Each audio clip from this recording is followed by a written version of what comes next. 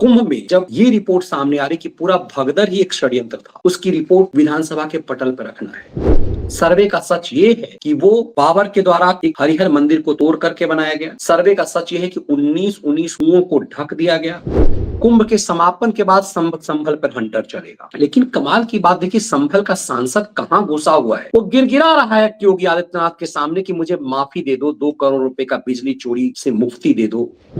सबसे इंटरेस्टिंग लगता है ऐसे कंडीशन में समाजवादी पार्टी जैसे पार्टी के लोगों का योगी जब बोल रहे होते हैं तो सत्यनारायण भगवान की कथा की तरह सुन रहे होते हैं। नमस्कार, कैसे हैं आप? संभल में एक देश के खिलाफ एक जबरदस्त साजिश हुई थी। सर्वे टीम अदालत के आदेश पर संभल में शाही जामा मस्जिद के अंदर कुछ सर्वे करने आई थी। इसका मतलब यह नहीं था कि मस्जिद को हटा दिया जाएगा और वहां पर मंदिर बना दिया जाएगा, लेकिन एक साजिश रची गई जिसका भी खुलासा हो गया कि वहां पर सर्वे टीम के जो विष्णु शंकर जैन है उसकी मस्जिद में ही हत्या की साजिश थी। इस बात का पूरा खुलासा हो गया, लेकिन ये बात तो अब 2 दिन पुरानी हो गई। 4000 पेज के चार्जशीट में दिल्ली यूपी पुलिस ने इस बात को साफ किया कि संभल में साजिश कितनी बड़ी थी, लेकिन ये मामला इतना ही तक नहीं है। दरअसल संभल में जो कुछ भी हुआ उसके पीछे एक बड़ी साजिश थी, और वो साजिश अब पुलिस बता रही है कि उसमें समाजवादी पार्टी का स्थानीय नेता की बड़ी भूमिका थी। नाम अभी आया नहीं है, लेकिन जो तेवर समाज विधानसभा में योगी आदित्यनाथ ने दिखाया है वो तेवर देश की सबसे बड़ी अदालत में जो हुआ उससे है। दरअसल जिस सुप्रीम कोर्ट में सर्वे पर रोक लगाया गया था, उसी सुप्रीम कोर्ट ने यह कह दिया गया कि झूठ बोला गया था, मस्जिद कमेटी ने झूठी तस्वीर पेश की थी। दरअसल उत्तर प्रदेश पुलिस ने संभल में जो जामा मस्जिद है, शाही जामा मस्जिद, उसे सरकार की जमीन पर बता दिया। सुप्रीम कोर्ट में याचिका दाखिल करके यह कह दिया कि संभल की जो शाही जामा मस्जिद है वो सरकारी जमीन पर है। मामला यही नहीं है, अब जो संभल में जो कुछ भी हो रहा है उसे कुंभ के समापन से समझिएगा। संभल में के मामले में सुप्रीम कोर्ट में एक स्टेटस रिपोर्ट दाखिल की गई है। उस स्टेटस रिपोर्ट में संभल पुलिस ने, यूपी पुलिस ने कहा है कि जो संभल की जामा मस्जिद है वो सरकारी जमीन पर है। दरअसल जामा मस्जिद संभल ने उस मस्जिद में रंगाई पुताई करने का निवेदन किया था कि रमजान आ रहा है, हम मस्जिद में रंगाई पुताई करना चाहते हैं। संभल के डीएम ने उस अर्जी को खारिज कर दिया, कहा कि जो एएसआई की प्रॉपर्टी है उस पर तुम कैसे रंगाई पुताई करोगे। अब जरा मामले को समझने की कोशिश कीजिएगा। जो लोग ये साजिश रच रहे थे कि इधर कुंभ हो रहा है और उधर हम पश्चिमी उत्तर प्रदेश में उत्पात मचा देंगे संभल के बहाने, ये पूरी एक स्ट्रेटजी थी। जब महाकुंभ में पूरी उत्तर प्रदेश पुलिस लगी हुई होगी, पश्चिमी उत्तर प्रदेश का पूरा कुनबा जो है यूपी पुलिस का वो प्रयागराज में होगा। पूरे यूपी पुलिस जब प्रयागराज में इन्वॉल्व होगी तो संभल समेत पश्चिमी उत्तर प्रदेश में दंगे की एक बड़ी साजिश थी। लेकिन ये योगी आदित्यनाथ का डिटर्मिनेशन था। दूसरी एक तरफ कुंभ को कलंकित करने का खेल, कुंभ में किसी भी ढंग से नरसंहार हो जाए, किसी भी ढंग से भगदड़ मच जाए, हजारों की संख्या में लोगों की मौत हो जाए, एक साजिश थी। एक भगदड़ इन लोगों ने करवा भी दिया, जो अब योगी आदित्यनाथ खुद कह रहे हैं कि ये पूरी साजिश थी। अब कुंभ में जब ये रिपोर्ट सामने आ रही कि पूरा भगदड़ ही एक षड्यंत्र था, उसकी रिपोर्ट विधानसभा के पटल पर रखना है। उससे पहले जो हंटर योगी आदित्यनाथ ने चलाया है उस संभल में एक बड़ी जीत का संदेश है। जिस सुप्रीम कोर्ट ने सर्वे पर रोक लगाया था, उसी सुप्रीम कोर्ट ने यह कह दिया कि इस संभल में जामा मस्जिद की तरफ से जो दावा किया जा रहा था वो खोखला है और गलत तस्वीर पेश की गई। अब सोचिए खेल क्या होगा। इस महाकुंभ के बाद काशी, मथुरा और अयोध्या के रंग में संभल रंगने जा रहा है। वो जामा मस्जिद जिसे मस्जिद बताया जा रहा है, बताया जा रहा कि बाबर काल में जो ये हरिहर मंदिर था, उस हरिहर मंदिर को तोड़ करके ये 16वीं शताब्दी में मस्जिद बनाई गई। ये पूरा रिपोर्ट सुप्रीम कोर्ट में स्टेटस रिपोर्ट के रूप में फाइल कर दिया गया है। पूरे साक्ष्य के साथ कहा गया है 1978 में जब हिंदू विरोधी दंगे संभल में हुए, कांग्रेस काल में जो दंगे कराए गए, दरअसल संभल से हिंदुओं को खदेड़ने के लिए किया गया और बड़े पैमाने पर संभल का जो विशेष रूप से जो दीपासराय इलाका है वह पूरी तरह से हिंदुओं से मुक्त कर दिया गया। संभल में सैकड़ों की संख्या में हिंदुओं की हत्या की गई और इतना डराया गया कि हिंदू वहां से भाग गए। सर्वे रिपोर्ट में कहा गया 19 कुओं को ढक दिया गया, वहां कब्जा बना लिया गया। दरअसल संभल में जामा मस्जिद के सामने में जो कुआं था, उस कुएं में वो पब्लिक कुआं था, मस्जिद कमेटी उस पर अपना कब्जा जमाई हुई थी। वहीं से विवाद शुरू हुआ और उसके बाद पूरा खेल खुल करके सामने आया। उस इलाके में जब चौकी बनाई जा रही थी, उसकी भी इजाजत नहीं दी जा रही थी।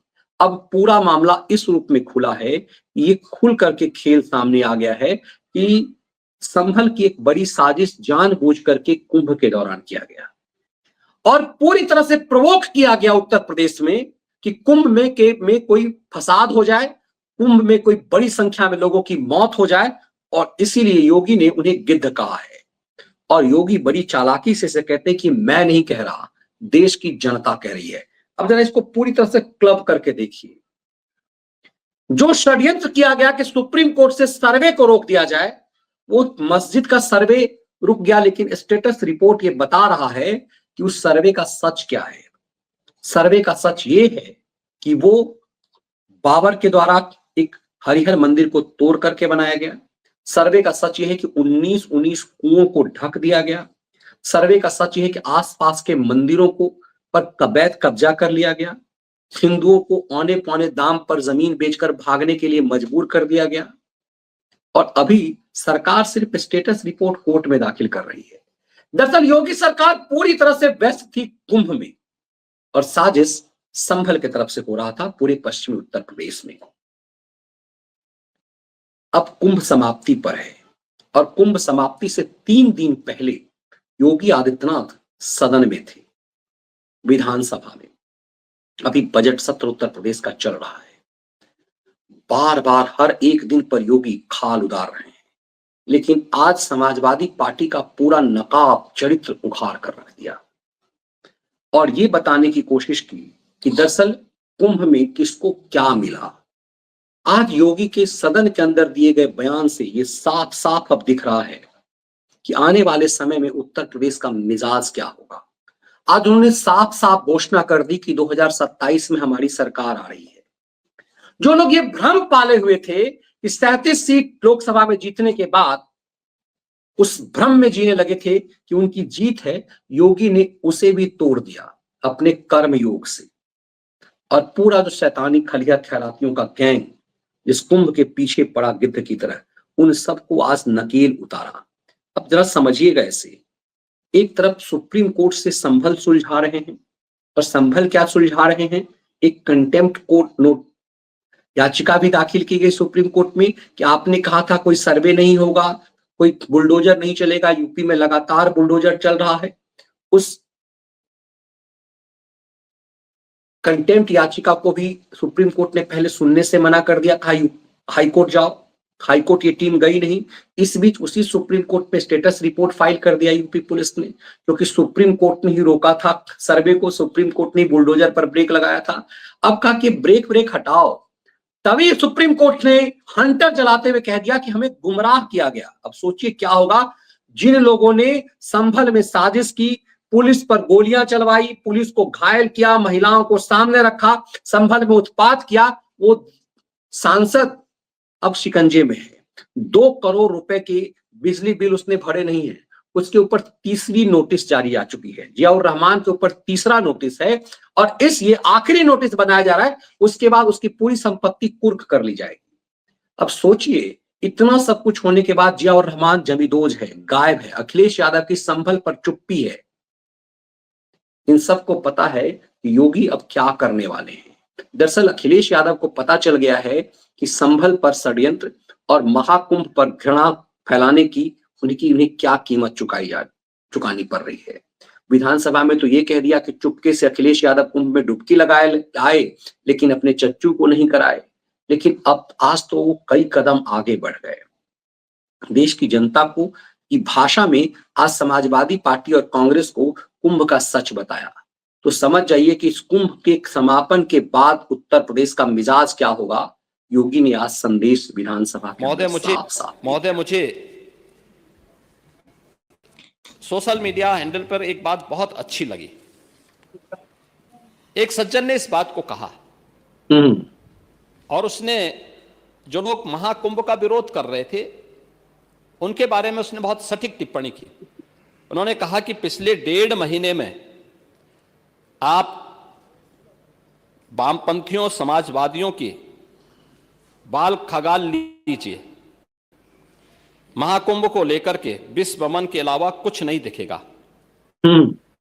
गंदगी, अव्यवस्था, पर्यटकों की परेशानी के अलावा इनकी बजबजाती वाल पर दूसरी कुछ भी नहीं मिलेगा। लेकिन इन सब से इतर धरातल पर इनकी बजबजाती विचारधारा का कोई असर नहीं है। हज के दौरान अव्यवस्था से होने वाली सैकड़ों मौतों पर चुप्पी साध जाने वाले भारत के वामपंथी सेकुलर स्कॉलर महाकुंभ की भव्यता पर उल्टी करते नजर आए हैं। हर बार इनकी कोशिश महाकुंभ को बदनाम करने और फेल करने की रही, लेकिन ऐसे तमाम लोगों की मंशा को दरकिनार करते हुए करोड़ों लोगों ने आस्था की डुबकी लगा करके इनके जले पर नमक छिड़कने का ही काम किया।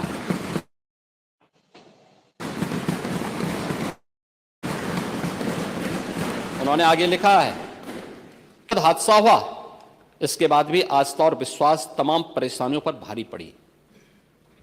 तीर्थयात्री समस्त परेशानियों और मुश्किलों का पहाड़ चढ़कर भी प्रयागराज महाकुंभ पहुंचे, वहां से स्नान कर खुशी खुशी वापस लौटे। रिश्तों के जटिल समीकरण का परिभाषा गढ़ता महाकुंभ अब समारोह की ओर है। लेकिन यहां से निकला संदेश हर सनातन के मन में अमिट छाप छोड़ गया है, जो वर्षों तक लोगों की बदकही और कहानियों में जीवंत रहेगा। हर तरफ अपनी मां और बुजुर्गों को महाकुंभ में अनाथ छोड़ देने वाले बेटे रहे हों, तो दूसरी तरफ अपनी सास को पीठ पर उठाकर कुंभ स्नान कराने वाली बहू भी रही है। लेकिन सनातन विरोधियों को नजर केवल गंदगी पर पड़ी। मैं अध्यक्ष महोदय वह चित्र लेके आया हूं। ये देखिए, एक बहू है, अपने सास को पीठ पर लाद करके जा रही है महाकुंभ स्नान करने के लिए।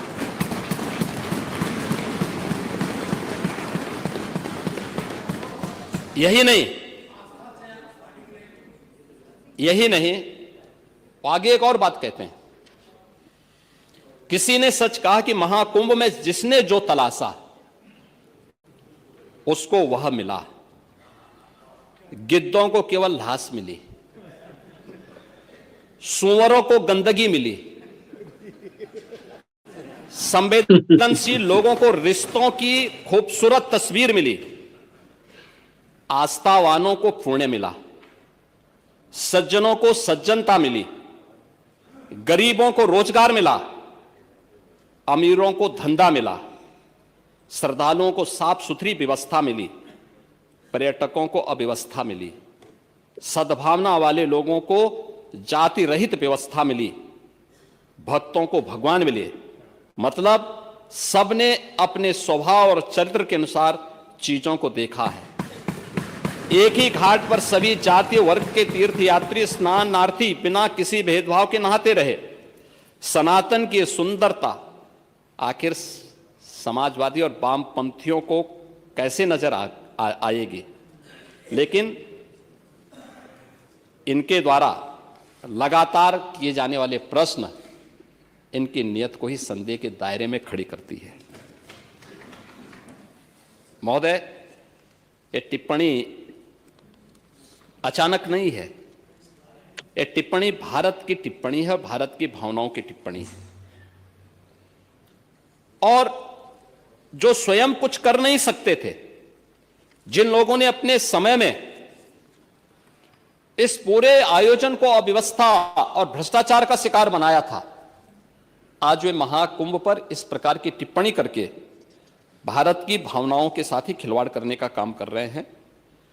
और मैं तो केवल इस बारे में एक बात कहना चाहूंगा कि महाकुंभ ने पूरी दुनिया को भारत की सनातन एकता का संदेश देकर के एक भारत श्रेष्ठ भारत के प्रधानमंत्री मोदी जी के विजन को ही चरितार्थ करके दिखा दिया है। अब देखिए, उन्होंने एक बात बहुत महत्वपूर्ण की, जो पर्यटक आया उन्हें अव्यवस्था दिखी। सिर्फ पर्यटक को, महाकुंभ को जो पर्यटन की दृष्टि से देखने आए उनके लिए उन्होंने कहा, एक एक चीज खोल दिया। गंदगी, सूअरों को, अब सूअर किसे वो कह रहे थे, गिद्ध किसे कह रहे थे, गिद्ध को भी समझ में आ रहा था और सूअर को भी समझ में आ रहा था। उन पर्यटकों को भी समझ में आ रहा था जो आस्था के महासमंदर को पर्यटन के उद्देश्य से देख रहे थे, और उस लिहाज से उन्हें अव्यवस्था दिख रही थी। उन्हें 5 स्टार होटल नहीं दिख रहा था कुंभ। योगी विधानसभा में एकदम से लग रहा है जैसे कि कुंभ समापन से पहले मूड में। हम लोगों को लग रहा था कि कुंभ के समापन के बाद ये मूड में आएंगे, कुंभ के समापन के बाद संभल पर हंटर चलेगा। लेकिन कमाल की बात देखिए, संभल का सांसद कहां घुसा हुआ है, वो गिड़गिड़ा रहा है योगी आदित्यनाथ के सामने कि मुझे माफी दे दो, 2 करोड़ रुपए का बिजली चोरी से मुक्ति दे दो। ये भूल करके कि योगी सुनने वाले नहीं है। जो इतना उन्माद, इतना जहर फैला रहा था संभल का सांसद और समाजवादी पार्टी का सुप्रीमो, इस संभल के सहारे पूरे प्रदेश में एक बार 2013 वाला दंगा करवा दें, वो सब के सब छुप गए हैं। लेकिन सुप्रीम कोर्ट के सहारे जो हंटर चल रहा है, अब वो समझिए कि कल की अवतार जिस संभल में होना है उसकी तैयारी हो गई है। वो जामा मस्जिद, जिसे शाही जामा मस्जिद में सर्वे करने से रोका गया, उसका सच ये कि वो सरकारी जमीन पर है, एएसआई की जमीन पर है, एएसआई की प्रॉपर्टी है, और उसमें रमजान से पहले रंग पुताई कराना चाह रहे थे। डीएम ने ना सिर्फ रोका, सुप्रीम कोर्ट ने भी उस पर ब्रेक लगा दिया। दरअसल ये उन सबके लिए संदेश है जो बौखला गए थे 2024 के चुनाव में, एक भ्रम, एक झूठ फैला करके। योगी आदित्यनाथ का कद इस कदर बढ़ रहा है, इस कदर बढ़ रहा है, वो उपचुनाव में पहले दिख गया, लेकिन उपचुनाव के बाद जो अब स्थिति है वो महाकुंभ को लेकर के है। ये महाकुंभ के समापन के बाद पूरे भारत की क्या तस्वीर बदलेगी, विशेष रूप से उत्तर प्रदेश की, उसे आज योगी ने विधानसभा में एक और पक्ष से खोल करके रख दिया है। योगी ने पूरे सदन को बताया कि अब क्या होने वाला है। जरा योगी को सुनिए 2027 को लेकर के उन्होंने क्या संदेश दे दिया है। आपके समय में उत्तर प्रदेश क्यों पिछड़ा था, और आज उत्तर प्रदेश उतनी तेजी के साथ आगे बढ़ रहा है? उसका कोई कारण तो होगा, और उसमें मैं आपसे केवल एक बात कहना चाहूंगा कि समस्या के बारे में सोचने से, एक चिंतक ने बहुत अच्छी बात कही कि समस्या के बारे में सोचने पर बहाने मिलते हैं, समाधान के बारे में सोचने पर रास्ते मिलते हैं। जिंदगी आसान नहीं है, बस खुद को मजबूत बनाना पड़ता है। उत्तम समय कभी नहीं आता, समय को उत्तम बनाना पड़ता है। और डबल इंजन की सरकार ने समय को उत्तम बनाया है। हाँ, इसीलिए कह रहे हैं ना, क्योंकि इसीलिए तो 5 साल सफलतापूर्वक चलाने के बाद भी फिर से थंबिंग मेजॉरिटी के साथ आए हैं, और 27 में फिर से आएंगे, फिर से आएंगे।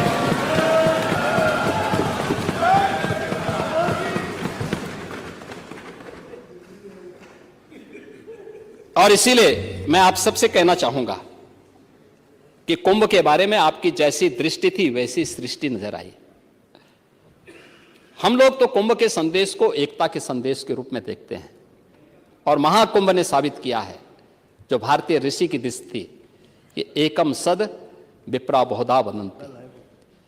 यह यानी सत्य एक है, देखने की दृष्टि भले ही लोगों की अलग अलग हो सकती है, और सत्य वह है ये कि सनातन धर्म शाश्वत है और शाश्वत रहेगा।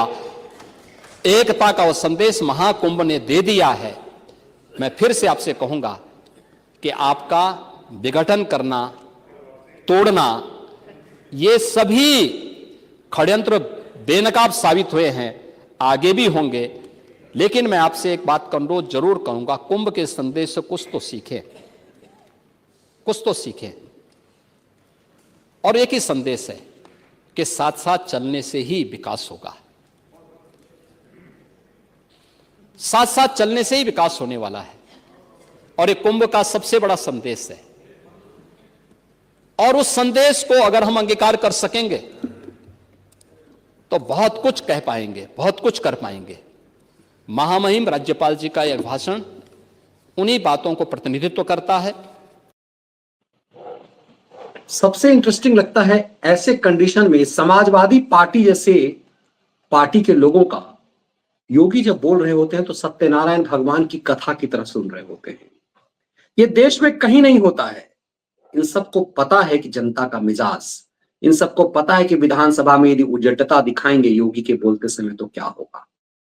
दरअसल ये सब कुछ, और मैं लगातार इसीलिए कह रहा हूं कि अखिलेश यादव ने विधानसभा छोड़कर अखिलेश इसीलिए सिर्फ भागे लोकसभा, और कोई खास वजह नहीं थी। सिर्फ इसलिए भागे कि जिस तरह से रोज योगी आदित्यनाथ जलील करते थे, उस जलालत से तो मुक्ति कम से कम अखिलेश को मिल गई।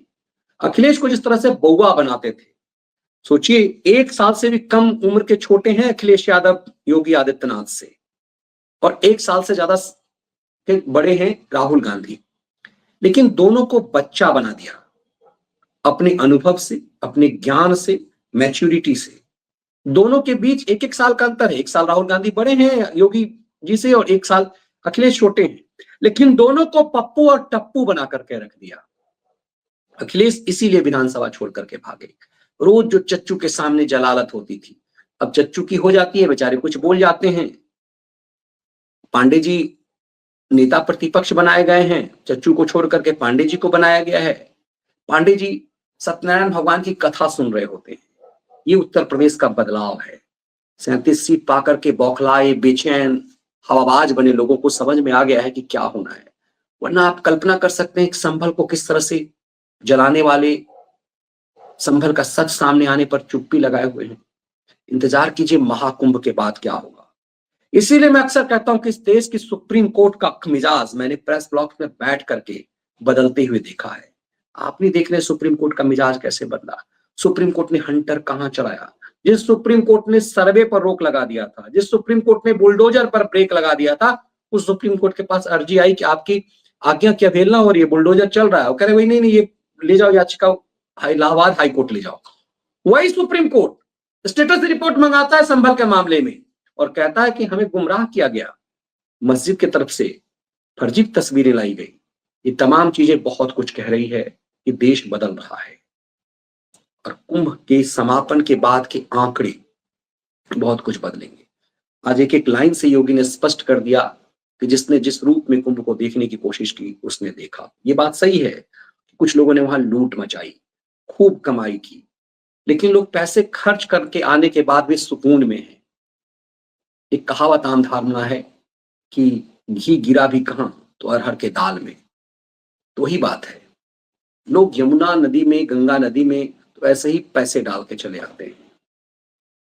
यदि वहां किसी को लगा कि उनको कुछ मछुआरों ने, नाव वालों ने ज्यादा पैसा लेके ठग लिया, रिक्शा वालों ने कुछ ले लिया, मेरे साथ तो जो रिक्शा वाला था वो तो जिहादी ही था, उसने मोटी कमाई की, खूब कमाया होगा उसने। तो पूरे प्रयागराज में लोगों ने खूब कमाई की। मोटरसाइकिल चालक तो कई ऐसे थे जो दूसरे शहर से वहां आकर अपने नातेदार रिश्तेदारों के यहाँ रह रहे थे और मोटरसाइकिल चला रहे थे। मोटरसाइकिल से लोगों की खूब आमदनी हुई। कुंभ ने भारत के अर्थतंत्र को बदला है, उत्तर प्रदेश के अर्थतंत्र को बदला है, प्रयागराज के आम लोगों को, बहुतों को बहुत परेशानी भी हुई होगी, लेकिन तय सी बात है कि प्रयागराज में बहुत सारे लोगों को जीविका का एक बड़ा साधन दिया जो कई सालों तक ही काम आएगा। इसीलिए कुंभ से लौट करके, महाकुंभ से लौट करके कोई निराश नहीं है। निराश वो हैं जिन्हें इससे अपनी जमीन, सनातन द्रोह, सालों से चल रहे करते सनातन द्रोह से जमीन खिसक रही है। ये वीडियो विश्लेषण आपको यदि पसंद आए तो इसे लाइक और शेयर जरूर कीजिए। बेल आइकन दबाइए ताकि आपको नोटिफिकेशन मिले और ज्वाइन बटन के साथ मेंबर जरूर बनिए। जय हिंद।